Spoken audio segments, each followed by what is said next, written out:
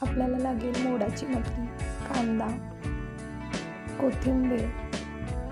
प्रथम तेल गरम करून घ्यायचं आहे आणि त्यात जिरे, मोहरी टाकायची. मोहरी तर छान तडतडू द्यायची आणि नंतर आलं लसूण पेस्ट टाकायचं आहे. नंतर बारीक चिरलेला कांदा पण त्यात टाकायचा आणि ते छान परतून घ्यायचं आहे. ते परतल्यानंतर कांदा लसूण मसाला टाकायचा आपला घरगुती. नंतर चवीनुसार मीठ आणि घरगुती काळं तिखट. परत लसूण खोबरं टाकायचं आपल्याला त्यात आणि तेही परतून घ्यायचं आहे मस्त. नंतर त्यात बारीक चिरलेली कोथिंबीर टाकायची, त्याने चव खूप छान येते. नंतर हळद पाव चमचा टाकायची आणि मटकी टाकायची, ओली परतून घ्यायची. परत आपल्याला हवं तेवढं गरम पाणी टाकायचं आहे आणि नंतर शेंगदाण्याचं कूट टाकायचं आहे. भाजीला छान उकळी येऊ द्यायची.